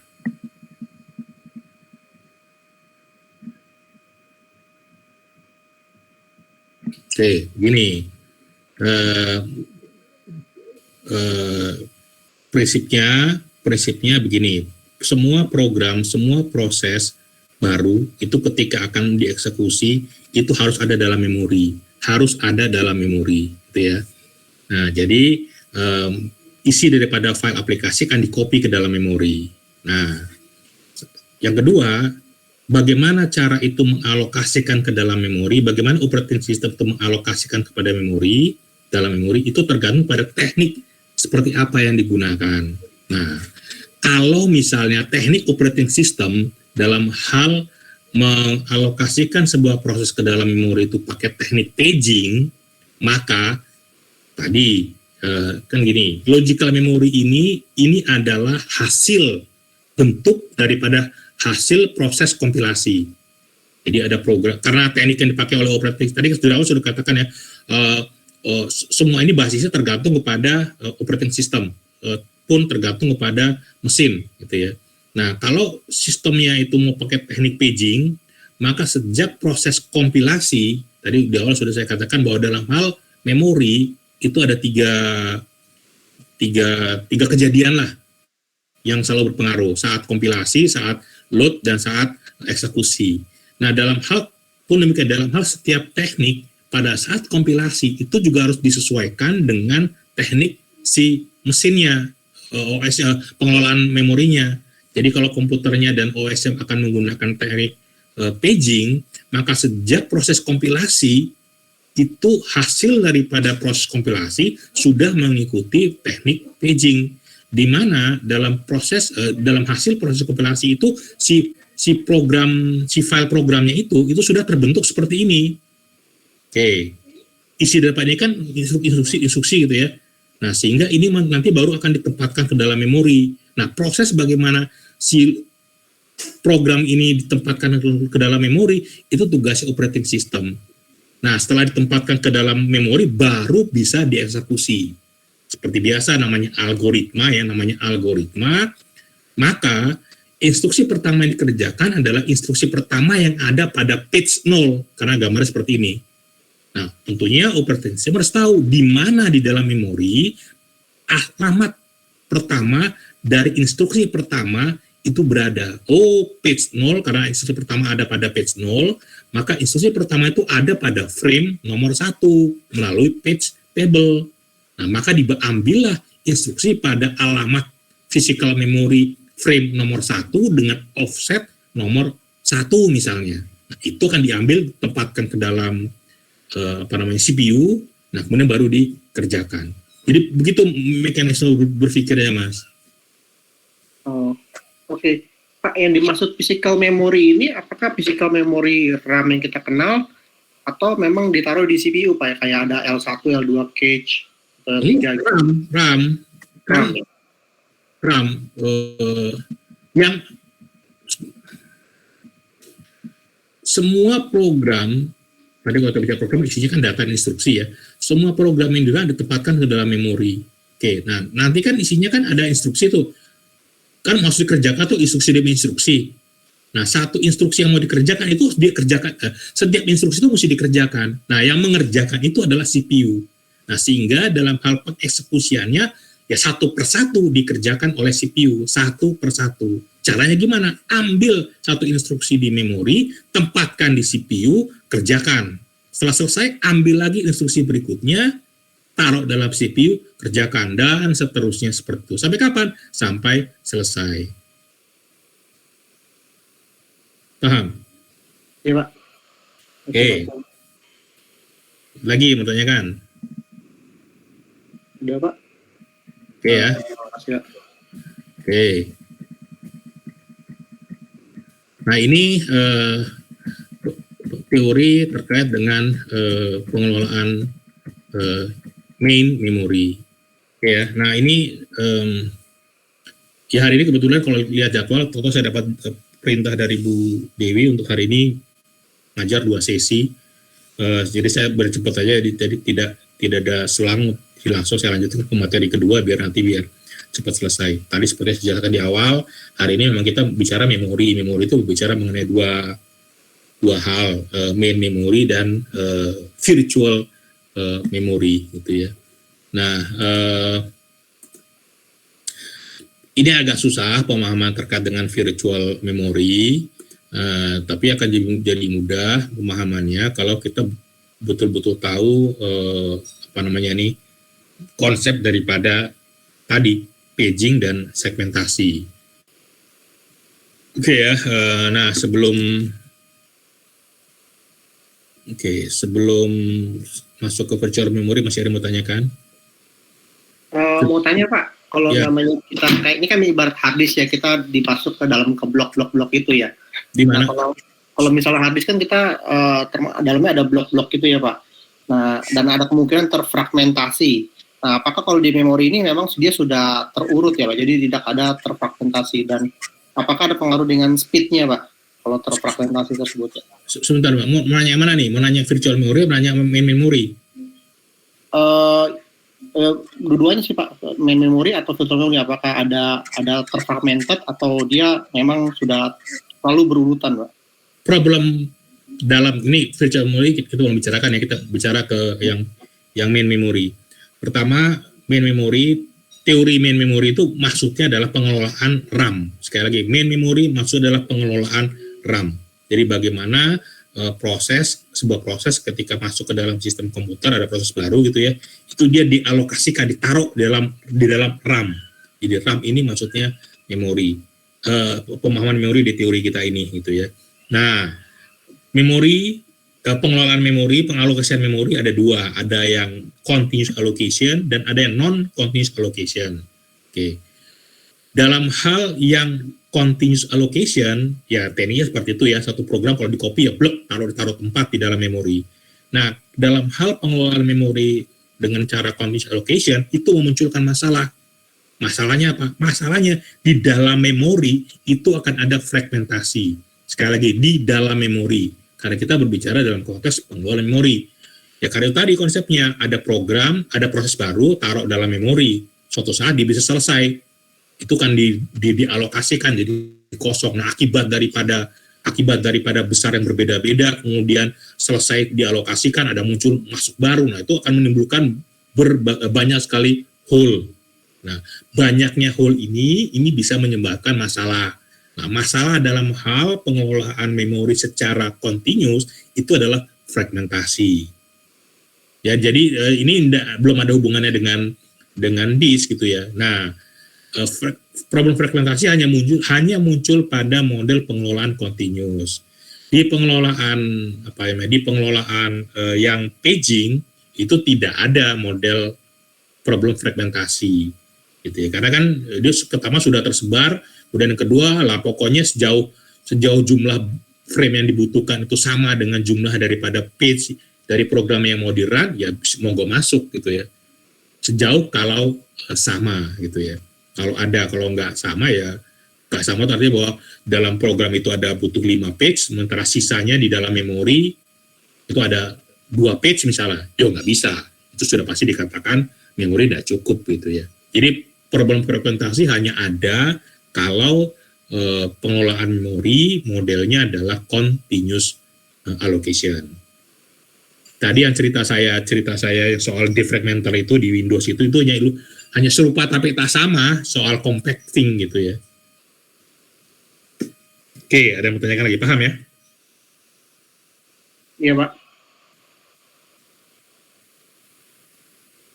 Oke, nah sekarang virtual memory. Ya, sekali lagi teori ini adalah teori pengembangan daripada teknik paging dan segmentasi. Sekali lagi, paging dan segmentasi secara prinsip itu sama. Yang membedakan hanya besar daripada partisi programnya ya, partisi logical address-nya. Ya, kalau page itu mengakibatkan besarnya sama, kalau paging besarnya berbeda-beda. Ya, tentunya akibatnya informasinya, cara mendapatkan informasi ya kalau karena besarnya sama, maka teknik paging itu ya sekedar nomor page-nya saja dan nomor frame. Tapi karena segmen itu berbeda, maka informasi pemetaannya butuh ya tadi itu di mana posisinya di memori pada alamat pertama dan berapa besar si frame itu di memori. Itu hanya untuk membatasi supaya akses tidak bisa lebih daripada area si frame, area si segmen kalau sudah bicara segmentasi. Ya, jadi secara prinsip itu sama. Nah, kemudian ini sekarang teknologi sekarang ini dikembangkan. Biar bagaimanapun juga RAM itu terbatas. Berapa sih besar RAM sekarang gitu ya? Tadi saya cerita, saya dulu beli komputer ini itu tahun 2015. i3 zaman dulu canggih ini gitu ya, belum canggih lah pokoknya. Sekarang sudah nggak ada apa-apanya gitu ya, sehingga waktu beli memori RAM-nya itu hanya 2 giga. OS yang bisa saya pakai, yang bisa smooth itu ya, itu hanya paling banter Windows 7. Saya pakai Windows 10 ya nggak bisa gitu ya. Bisa, tapi lambatnya luar biasa gitu ya. Jika saya upgrade memorinya menjadi 4 giga. Nah, sekarang saya pakai Windows 10 gitu ya. Nah, jadi yang kita diskusikan tadi adalah RAM. Tetap RAM itu punya keterbatasan. Kalau besar memorinya adalah misalnya RAM-nya adalah 4 giga, ya setelah dikurangi dengan besar operating system, ya maka sisanya itulah area yang dipakai bisa untuk program aplikasi. Nah, ketika itu lebih daripada itu, nggak bisa gitu ya. Nah, tetap maunya teknologi zaman sekarang kan konsepnya itu ya multitasking. Nah, kalau hanya berfokus kepada RAM, maka terbatas, user tidak bisa semaunya saja menjalankan program aplikasi karena ada batasannya gitu ya. Apalagi kalau ada program yang di-run itu besar gitu ya. Ya tidak akan banyak sekali yang bisa di-run. Sehingga ada teknologi yang kalau boleh dibilang tidak akan ada batasannya lah. Mau berapapun user menjalankan program, komputer bisa gitu ya. Nah, sekarang memungkinkan untuk itu. Nah, artinya bahwa RAM itu tidak lagi terbatas. Memori tidak lagi terbatas. Kalau dulu hanya fokus pada RAM itu terbatas. Nah, sekarang dibuat sedemikian rupa sehingga memori itu tidak ada batasnya. Nah, begitu kita bicara seperti ini secara garis besar teknik yang digunakan adalah memori itu tidak lagi bermain di RAM saja, Tapi memori itu juga bermain di storage. Dalam hal ini kalau paling gampang di hard disk lah, gitu ya. Dimana kalau boleh dibilang ada memori semu dipandang sebagai memori, tetapi secara fisik dia bukan memori fisiknya. Sistem itu memanfaatkan storage persis pengelolaannya seperti memori, jadi memori semu, gitu ya. Nah ini yang dikatakan dengan virtual address. Sekali lagi, ada memori yang semu yang sebenarnya secara fisik bukan memori RAM ya, tetapi ada sistem berkas di dalam, katakanlah berkas di dalam storage yang dimanfaatkan, dikelola seperti memori. Nah ini dikatakan sebagai virtual memory. Nah, jadi kalau diilustrasikan seperti ini nih, ada logical memory. Sekali lagi, logical memory ini adalah bentuk daripada program lah, katakan begitu, yang dihasilkan dari proses kompilasi. Jadi misalnya ada seperti ini, page sebuah program dikompilasi, nah kemudian dihasilkan page 0 sampai dengan page V lah misalnya begini. Nah kalau program ini mau dijalankan, maka dia seperti sudah kita ketahui, semua program yang dijalankan proses pertamanya adalah mengcopy file program yang dijalankan itu ke dalam memori. Nah karena kita menggunakan teknik virtual memory, maka bentuknya adalah semua program yang dijalankan itu ditempatkan di memori. Memorinya adalah virtual memory.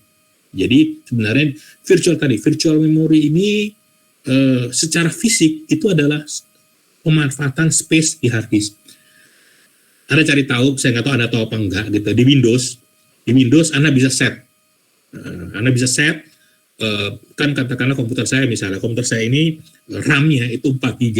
Terus saya kepingin komputer saya ini bisa menjalankan program sampai dengan 10 GB. Bisa saja. Caranya gimana? Virtual memorinya saya set ke angka 10 GB. Sehingga maksimal program yang bisa dijalankan di program saya, kalau di komputer saya, kalau ditotalkan itu 10 GB. Windows punya fitur seperti ini. Wah, silakan cari tahu kalau belum tahu gimana caranya gitu ya. Nah, itu sebenarnya pemahamannya bahwa seolah-olah kita bisa meningkatkan besar daripada memori, tapi sebenarnya secara fisik yang dipermainkan adalah area ya sistem berkas sebenarnya, area di dalam storage yang dimanfaatkan seolah-olah seperti memori. Jadi kalau sebuah program dijalankan, maka dikopikan itu bukan dikopi ke RAM, tapi dikopikan ke virtual memory. Oke. Nah, di virtual memory inilah akan dikelola persis seperti memori. Maka muncul di sini ada gambar virtual memory. Sebanyak sekali kotak-kotak ini merepresentasikan sebuah bagian page lah dalam hal ini gitu ya. Nah, dalam hal pengeksekusian, nggak bisa CPU itu mengambil sesuatu dari storage, tidak bisa. CPU hanya bisa berhubungan dengan RAM. Ya, CPU hanya bisa berhubungan dengan RAM. CPU cuma satu. Jadi kalau dalam hal mengerjakan instruksi, hanya ada pada salah satu page. Jadi salah satu instruksi pada sebuah page pada logical memory. Jadi satu instruksi. Berarti akan ada mekanisme di mana ketika CPU akan mengerjakan sebuah instruksi, maka page atau bagian atau partisi daripada instruksi itu berada, itu harus ditempatkan di dalam memori. Baru kemudian itu diambil dan diberikan ke CPU untuk dikerjakan. Nah, di sini tentunya akan ada mekanisme, lagi-lagi sama, akan ada mekanisme memetakan antara page dengan physical, posisinya di physical memory. Ini ya tadi itu fungsi daripada memory map. Oke, ini konsep daripada virtual memory. Oke, sampai sini harus tanyakan dulu nggak? Ini harus dipahami betul nih, seperti apa tuh virtual memory. Sebelum kita detilkan ini. Oke. Berarti memang CPU itu dia tidak bisa berhubungan langsung dengan virtual memory ya Pak. Dia tetap harus melewati physical memory sebagai jembatannya gitu ya Pak ya. Iya, CPU hanya bisa mengakses RAM. Storage itu sebenarnya bagian daripada perangkat I/O. Storage sebenarnya bagian daripada bukan serupa ya, katakanlah perangkat I/O. Nggak bisa CPU langsung mengakses perangkat I/O gitu ya. Dia hanya bisa akses ke memori. Sehingga harus ada mekanisme untuk mengambil sesuatu di memori, ya, manakala dia dibutuhkan dan tempatkan ke dalam main memory, baru bisa dipakai oleh CPU. Nah ini konsep swap in swap out itu gitu ya. Jadi ketika bicara main memory, sebenarnya secara fisik program itu ada di virtual memory. Namun karena CPU tidak ada hubungannya dan tidak bisa langsung mengakses ke storage, maka mekanismenya adalah bagian yang dibutuhkan CPU ditempatkan ke dalam main memory. Itu namanya swap in. Lah, kan RAM ini kan terbatas, sementara program itu kan proses itu kan bisa tidak terbatas, sehingga suatu saat kan akan penuh nih main memory. Nah, kalau penuh sementara CPU butuh sesuatu dan mungkin saja tidak ada di dalam main memory, maka bagian daripada yang ada di main memory mesti dikembalikan dulu ke dalam virtual memory. Itu namanya swap out, yang mengakibatkan si bekas tempatnya itu menjadi bebas supaya bisa ditempatkan oleh bagian page yang dibutuhkan oleh CPU. Nah ini sama lah pemahamannya, akan ada swap in dan swap out. Oke, ada yang mau tanyakan, paham ya? Ya Pak, paham. Selama ini yang saya kira itu bahwa kalau kita udah mendapatkan virtual memory maka kayak seolah-olah itu menambah besar fisikal. Ternyata itu hanya sekedar untuk menambahkan kayak itu kan ada frame-nya, itu memelebar frame di physical memory ya Pak ya sebenarnya ya. Melebarkan sayapnya, meminjam ke arah virtual memory supaya bisa tertampung seluruh program masuk ke dalam memory gitu ya. Ya, coba gini, ada praktikan aja pakai Windows. Kebetulan komputer saya nggak ada indikatornya ya. Ada notebook yang ada indikator kalau saban kali ada akses ke hard disk, saban kali ada akses ke hard disk itu nyala.